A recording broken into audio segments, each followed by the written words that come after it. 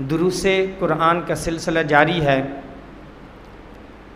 آج سورۃ الضحیٰ کا انتخاب اسی لیے کیا گیا کہ یہ ماہ ربیع الاول ہے اور اس صورت میں رب تبارک و تعالی نے شان مصطفیٰ صلی اللہ علیہ وآلہ وسلم کو بیان کیا، تو اس مناسبت سے ہمارا درس قرآن بھی ہو جائے گا اور مصطفیٰ صلی اللہ علیہ وآلہ وسلم کی شان بھی بیان ہو جائے گی۔ تو رب تبارک و تعالی نے شان مصطفیٰ کو بیان کرتے ہوئے ارشاد فرمایا، وَالضُّحَىٰ وَاللَّيْلِ اِذَا سَجَىٰ مَا وَدَّعَكَ رَبُّكَ وَمَا قَلَىٰ۔ اس سے قبل کہ اس صورت کے معنی اور مطالب بیان کیے جائیں، اس صورت کی چند خصوصیات ہیں جو مفسرین نے بیان فرمائی ہیں۔ اس صورت کا ایک خاصہ یہ ہے، ایک خصوصیت یہ ہے کہ یہ پوری کی پوری صورت نبی کریم صلی اللہ علیہ وآلہ وسلم کی شان کو بیان کر رہی ہے اور خاص رب تبارک و تعالی کا خطاب اپنے محبوب سے ہے۔ آپ شروع سے لے کر آخر تک پڑھیں گے، یہ وہ صورت ہے کہ امام رازی نے یہ لکھا سورۃ الضحیٰ سورۃ محمد، کہ سورہ والضحیٰ سورہ محمد عربی صلی اللہ علیہ وآلہ وسلم ہے۔ اور پھر اس کے ساتھ جو اگلی صورت ہے سورہ الم نشرح، اس کا بھی یہی خاصہ ہے کہ پوری کی پوری صورت میں رب تبارک و تعالی نے آپ علیہ الصلوۃ والسلام سے خطاب فرمایا۔ تو یوں ان دونوں صورتوں کو مفسرین نے کہا کہ یہ جوڑا ہے، یہ بالکل متصل ہیں، بلکہ یہاں تک کہ حضرت عبداللہ ابن مسعود رضی اللہ تعالیٰ عنہ کا طرز عمل یہ تھا کہ جب نماز ادا کرتے تو ایک رکعت کے اندر ایک صورت نہ پڑھتے۔ ان کے اندر اتصال اتنا ہے، ان کے معنی اور ان کے اندر جو خصوصیت ہے وہ ایک طرح کی ہے کہ دونوں پوری کی پوری آپ علیہ الصلوۃ والسلام کی شان کو بیان کر رہی ہیں۔ تو ان کا معمول تھا کہ وہ ایک رکعت کے اندر دونوں کو ملا کر پڑھتے، یہاں تک کہ دونوں کے بیچ میں بسم اللہ الرحمن الرحیم بھی نہیں پڑھتے۔ یہ ایک الگ بات ہے کہ اس بات پر پوری امت کا اجماع ہے کہ قرآن پاک کی 114 صورتیں ہیں، لیکن چونکہ اس صورت کے معنی اور مفہوم اور خصوصیت کے پیش نظر حضرت عبداللہ ابن مسعود رضی اللہ تعالیٰ عنہ کا یہ عمل تھا۔ اچھا، قرآن پاک کے اندر 4 صورتیں ایسی ہیں کہ جو خاص یہی وصف رکھتی ہیں کہ پوری کی پوری صورت میں رب تبارک و تعالی نے اپنے محبوب سے خطاب کیا۔ 2 تو یہ ہیں اور ان دونوں کے اندر اتصال بھی ہے، یہ دونوں ان دونوں کے مقابلے میں بڑی بھی ہیں، وہ دونوں چھوٹی صورتیں ہیں، ان دونوں میں 3 آیات ہیں، سورہ کوثر اور سورہ نصر۔ اس کے اندر بھی پورا کا پورا خطاب آپ علیہ الصلوۃ والسلام سے ہے، لیکن وہ دونوں صورتیں صرف 3 آیات پر مشتمل ہیں، جبکہ ان دونوں صورتوں کے اندر آیات زیادہ ہیں۔ سورۃ الضحیٰ میں 11 آیتیں ہیں، جبکہ سورہ الم نشرح میں 7-8 آیتیں ہیں۔ تو پتہ چلا کہ قرآن پاک کی یہ 4 صورتیں ایسی ہیں کہ جن کے اندر خاص رب تبارک و تعالی نے پوری صورت میں آپ علیہ الصلوۃ والسلام کی شان کو بیان کیا یا آپ علیہ الصلوۃ والسلام سے خطاب فرمایا۔ تو رب تبارک و تعالی نے نبی کریم صلی اللہ علیہ وآلہ وسلم کے قلب اطہر پر سورۃ الضحیٰ اس وقت نازل فرمائی کہ جب وحی کا سلسلہ منقطع ہو گیا۔ کچھ ایام کے لیے رب تبارک و تعالی کی جانب سے جو آپ علیہ الصلوۃ والسلام کے قلب اطہر پر وحی نازل ہوتی تھی، حضرت جبریل امی علیہ الصلوۃ والسلام کا یہ آنے کا سلسلہ بند ہوا، تو نبی کریم صلی اللہ علیہ وآلہ وسلم پریشان رہنے لگے۔ اس کی لذت تو وہی جانتا ہے کہ جس پر قرآن نازل ہو،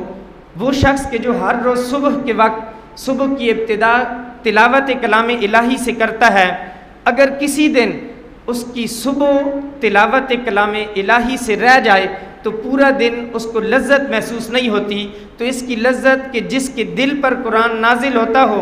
وہی جان سکتا ہے کہ اتنے ایام 40 ایام تک وحی کا سلسلہ منقطع ہو گیا تو کیسے محبوب صلی اللہ علیہ وآلہ وسلم کو چین آتا۔ آپ علیہ الصلوۃ والسلام بے چین رہنے لگے، پریشانی کا عالم تھا۔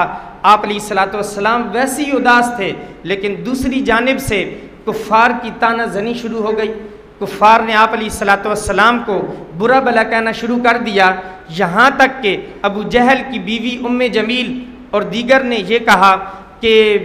محبوب کا رب جو ہے وہ ان سے ناراض ہو گیا، اس کے رب نے انہیں چھوڑ دیا ہے، اسی لیے وہی آ ہی نہیں رہی۔ ابھی ذہن میں بات آئی، یہ ان کو کیسے پتہ چلا؟ اس کا بھی مفسرین نے لکھا کہ آپ علیہ الصلوۃ والسلام کے گھر کے ساتھ ہی ان کے گھر تھے۔ آپ علیہ الصلوۃ والسلام راتوں کو عبادت کرتے، رات کو جو قرآن نازل ہوتا اس کو نماز کے اندر پڑھا کرتے، اور آپ علیہ الصلوۃ والسلام کی آواز جو ہے وہ محلے کے اندر جاتی تھی۔ تو جب یہ وحی کا سلسلہ منقطع ہوا، آپ علیہ الصلوۃ والسلام بستر علالت پر رہے، یعنی آرام کرنے لگے۔ اتنی ہمت نہیں بنتی تھی اس پریشانی کے عالم میں کہ اب کھڑا ہوں، اس لیے کہ وہ کلام آ ہی نہیں رہا۔ تو خیر ان کو پتہ چل گیا کہ آج کل جو قرآن کی آواز نہیں آ رہی، جو ان پر قرآن نازل ہوتا تھا، تو پتہ چلا کہ محبوب کے رب نے ان کو چھوڑ دیا ہے اور وہ ناراض ہو گئے۔ خیر یہ ایک الگ بات تھی۔ تو جب وحی کا سلسلہ منقطع ہوا، دل ویسے ہی افسردہ تھا، کفار کی طرف سے جب تانے آئے، آپ علیہ الصلوۃ والسلام کی طبیعت پر بڑا شاک گزرا۔ آپ علیہ الصلوۃ والسلام پر یہ کفار کے تانے یہ گراں گزرے۔ رب تبارک و تعالیٰ کو پھر آپ علیہ الصلوۃ والسلام کا پریشان رہنا رب تبارک و تعالیٰ سے برداشت نہ ہو سکا۔ رب تبارک و تعالیٰ نے حضرت جبریل امی علیہ الصلوۃ والسلام کو سورۃ الضحیٰ دے کر بھیجا کہ جاؤ کہ یہ سورت نبی کریم صلی اللہ علیہ وآلہ وسلم کو بتا دو۔ تو وہی کی صورت میں جب سورۃ الضحیٰ لے کر آئے تو اب کی بار نبی کریم صلی اللہ علیہ وآلہ وسلم نے حضرت سے جبریل سے پوچھا کہ اے جبریل تم اتنے دن آئے نہیں، کیا تمہیں اداسی محسوس نہیں ہوئی؟ تو حضرت جبریل علیہ الصلوۃ والسلام نے عرض کی یا رسول اللہ صلی اللہ علیہ وسلم انا کنت اشد الیک شوقا لیکنی عبد معذون، کہا کہ یا رسول اللہ صلی اللہ علیہ وسلم ہم تو آپ کے شوق کے اندر تڑپتے تھے، لیکن مسئلہ یہ تھا کہ رب تبارک و تعالیٰ کے حکم کے پابند تھے۔ رب تبارک و تعالیٰ نے حکم فرمایا تو فوراً حاضر ہو گئے۔ اس کو برادر اعلیٰ حضرت مولانا حسن رضا خان علیہ الرحمہ و رضوان انہوں نے شعر کی صورت کے اندر اسی بات کو یوں بیان کیا، بے لقائے یار ان کو چین آ جاتا اگر،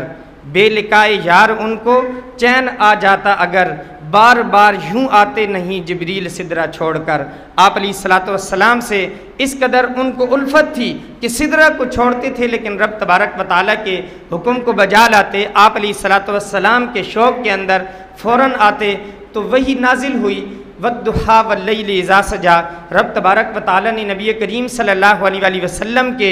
دل کو تسلی دیتے ہوئے ارشاد فرمایا، ضحیٰ کی قسم، رات کی قسم کہ جب وہ پردہ ڈالے، ما ودعک ربک وما قلی، اے محبوب کہ یہ لوگ چند دنوں یہ وحی کا سلسلہ منقطع ہوا، یہ اس طرح کی باتیں کرتے ہیں،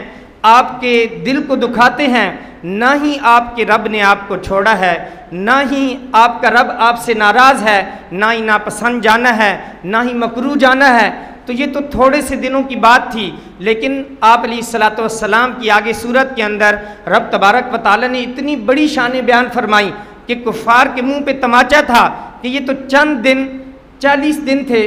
زیادہ سے زیادہ، وہی کا سلسلہ رکا، تم محبوب کی شان کو گھٹاتے ہو۔ دیکھو ہمارے نزدیک اپنے محبوب کی شان اتنی بڑھ کر ہے، وَلَلْآخِرَةُ خَيْرٌ لَكَ مِنَ الْأُولَىٰ وَلَسَوْفَ يُعْطِيكَ رَبُّكَ فَتَرْضَىٰ، اور سورت کے آخر تک وہ شان بیان کی۔ انشاءاللہ عز و جل آئندہ آنے والے جمعوں کے اندر اس کی تفسیر ہوگی۔ آج تو والضحیٰ کی تفسیر بیان کی جائے گی۔ تو رب تبارک و تعالیٰ نے فرمایا ضحیٰ کی قسم، چاشت کے وقت کی قسم۔ ایک تو اس کا ظاہری معنی ہے وقت چاشت، اور رات کا ایک ظاہری معنی ہے رات کی قسم۔ چاشت اس وقت کو کہا جاتا ہے جب سورج صبح کے وقت طلوع ہوتا ہے، طلوع ہونے کے بعد اس کی سرخی ختم ہو جاتی ہے، بالکل روشنی آ جاتی ہے، آدمی جب اس کی طرف آنکھ اٹھا کر دیکھتا ہے تو آدمی کے لیے دیکھنا مشکل ہو جاتا ہے۔ یہ چاشت کا وقت ہوا کرتا ہے، نماز فجر کا وقت ختم ہوتا ہے، سورج طلوع ہوتا ہے، شروع میں 20 منٹ مکروہ وقت کے ہیں، اس کے بعد آپ نماز چاشت پڑھتے ہیں، یہ وہی چاشت کا وقت ہے جو نماز چاشت کا وقت ہے۔ اور نماز چاشت کی اہمیت احادیث مبارکہ میں موجود ہے، کم سے کم 2 رکعت نماز چاشت کی مسنون ہے اور زیادہ سے زیادہ 12 رکعت۔ مسلم شریف کے اندر نبی کریم صلی اللہ علیہ وآلہ وسلم نے نماز چاشت کی فضیلت کو بیان کرتے ہوئے ارشاد فرمایا کہ ہر آدمی پر اس کے ہر جوڑ کے بدلے صدقہ ہے، ہر حمد صدقہ ہے، ہر لا الہ الا اللہ کہنا صدقہ ہے، ہر تسبیح صدقہ ہے، ہر نیکی کا حکم کرنا صدقہ ہے، ہر برائی سے منع کرنا صدقہ ہے۔ اور پھر آپ علیہ الصلوۃ والسلام نے ارشاد فرمایا ان سب چیزوں کے لیے صرف 2 رکعت نماز چاشت کفایت کرے گی، یعنی 2 رکعت نماز چاشت کی اتنی فضیلت ہے کہ ہمارے بدن کے اندر جتنے جوڑ ہیں، جو آپ علیہ الصلوۃ والسلام نے فرمایا کہ ہر جوڑ کے بدلے بندے پر لازم ہے اس کا صدقہ ادا کرے، تو اگر کوئی شخص 2 رکعت نماز چاشت ادا کرے گا تو اس پر جو صدقہ ہے وہ ادا ہو جائے گا۔ آپ علیہ الصلوۃ والسلام نے 12 رکعت کی فضیلت کو بیان کرتے ہوئے ارشاد فرمایا جس نے نماز چاشت کی 12 رکعت کو ادا کیا، رب تبارک و تعالی جنت کے اندر اس کے لیے سونے کا محل بنائے گا۔ یہ اتنی بڑی فضیلت ہے، تو اس سے ہمیں اس بات کو سیکھنا چاہیے کہ نماز فجر جب ادا کریں اس کے بعد چاشت کی نماز ادا کر کے ہی گھر میں جائیں، کیونکہ اگر گھر چلے گئے ہو سکتا ہے کہ سستی ہو جائے، تو مسجد کے اندر تو جب ہم بیٹھے ہوں گے مکروہ وقت جیسی ختم ہو اس کے بعد نماز چاشت کی کم از کم 2 رکعت نماز سنت ادا کر کے چلے جائیں۔ تو چاشت کے وقت کی قسم اور لیل کی قسم، رات کے جب سورج غروب ہو جائے، ہر جانب اندھیرا پھیل جائے، اس کو لیل کہا جاتا ہے۔ تو اس کے لفظی معنی تو یہ ہیں چاشت کے وقت کی قسم اور رات کی قسم کہ جب وہ چھا جائے، لیکن ان اوقات کو رب تبارک و تعالی نے کوئی نہ کوئی فضیلت جو دی ہے اس کے پیچھے بڑی کوئی وجہ ہے۔ اگر چاشت کے وقت کو فضیلت ملی تو آخر کیا وجہ ہے کہ رب تبارک و تعالی کی طرف سے اس وقت کے اندر نماز سنت قرار دی گئی؟ کوئی وجہ ہے۔ رات کو بھی فضیلت دی گئی، کوئی وجہ ہے۔ اس لیے کہ پچھلے دروس کے اندر آپ کو یہ بات میں عرض کر چکا ہوں، رب تبارک و تعالی نے قرآن پاک کے اندر جب بھی کسی چیز کی قسم کھائی وہ معمولی چیز نہیں تھی، کوئی بڑی چیز کی رب تبارک و تعالی قسم ارشاد فرماتا ہے۔ تو یہاں حضرت امام جعفر صادق رضی اللہ تعالیٰ عنہ نے ہمیں ایک قول بیان کیا ضحیٰ اور لیل سے مراد، اس سے ہمیں اس کی وجہ سمجھ میں آ جاتی ہے کہ چاشت کے وقت کو فضیلت کیوں ملی، رات کو فضیلت کیوں ملی۔ حضرت امام جعفر صادق رضی اللہ تعالیٰ عنہ ارشاد فرماتے ہیں کہ جو ضحیٰ ہے، چاشت ہے، یہ اس سے مراد وہ وقت ہے کہ جس وقت رب تبارک و تعالی نے حضرت موسیٰ علیہ السلام سے کلام کیا تھا، اور آپ سمجھ سکتے ہیں وہ وقت کہ جس وقت میں رب تبارک و تعالی نے حضرت موسیٰ علیہ السلام کو اپنے کلام سے مشرف فرمایا ہوگا، یہ کتنا بلند مقام کا وقت ہوگا، اس کو ایک مرتبہ حاصل ہے۔ تو چاشت سے مراد وہ وقت ہے کہ جب کوہ طور پر رب تبارک و تعالی نے موسیٰ علیہ السلام سے یہ وقت کیا اور یہ ارشاد کلام کیا، اور ضحیٰ سے لیل سے مراد یہ معراج کی شب ہے کہ جب رب تبارک و تعالی نے نبی کریم صلی اللہ علیہ وسلم کو معراج کی سیر کرائی تو فرمایا کہ اے محبوب،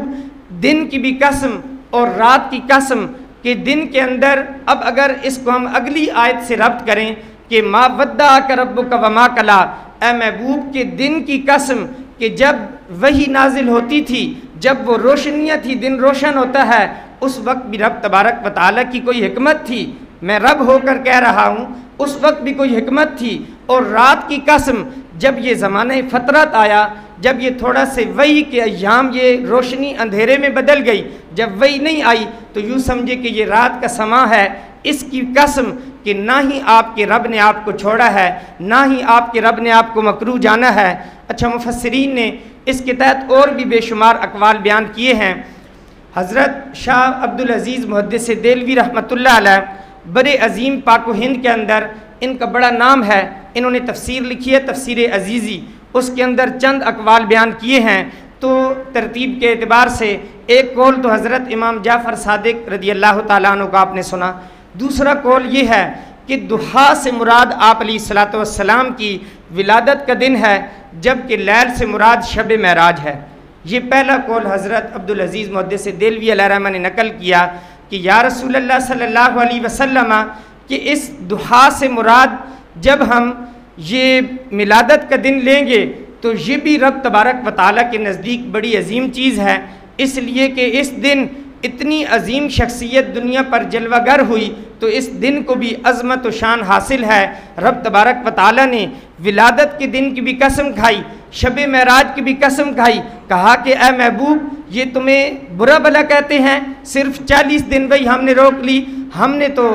آپ کو اتنی عظمتیں عطا فرمائی ہیں، آپ کی ولادت کے دن کی قسم کھاتے ہیں، آپ کے معراج کی شب جو آپ کو خلوتوں میں بلایا اس کی قسم، نہ ہی ہم نے آپ کو چھوڑا ہے نہ ہی مکروہ جانا ہے۔ اچھا، لوگ ولادت کے بارے میں مختلف نظریات رکھتے ہیں کہ ولادت کا دن، اب یہ جو حدیث میں بیان کرنے جا رہا ہوں یہ قابل حفظ ہے، یہ مختصر سی ہے، آپ سب اس کو یاد کر لیں کہ لوگ پوچھتے ہیں کہ ولادت کیا آپ علیہ الصلوۃ والسلام نے منائی، میلاد کا دن منایا، صحابہ نے منایا، کیا قرآن و حدیث سے ثابت ہے؟ تو میں آپ کو دو حدیثیں سناتا ہوں۔ ایک تو مسلم شریف کی حدیث ہے کہ آپ علیہ الصلوۃ والسلام نے ارشاد فرمایا، جب صحابہ کرام نے پوچھا یا رسول اللہ صلی اللہ علیہ وسلم پیر کے دن آپ روزہ رکھتے ہیں، اس کی وجہ کیا ہے؟ یعنی پیر کے دن روزہ رکھنے کے متعلق سوال کیا، آپ علیہ الصلوۃ والسلام نے ارشاد فرمایا ذاک یوم ولدت فیہ، کہا کہ یہ وہ دن ہے جس دن میری ولادت ہوئی۔ یعنی آپ علیہ الصلوۃ والسلام امام الانبیاء، وہ ہر پیر کو ولادت کا دن مناتے، تو کیا ہم منا نہیں سکتے؟ ہم بھی ہر پیر کو ولادت کا دن منا سکتے ہیں۔ ہم سال کے اندر جس دن آپ علیہ الصلوۃ والسلام کی ولادت ہوئی اس دن آپ علیہ الصلوۃ والسلام روزہ رکھتے تھے، تو اسی نسبت سے ہم اس دن میلاد مصطفیٰ صلی اللہ علیہ وسلم مناتے ہیں۔ صحابہ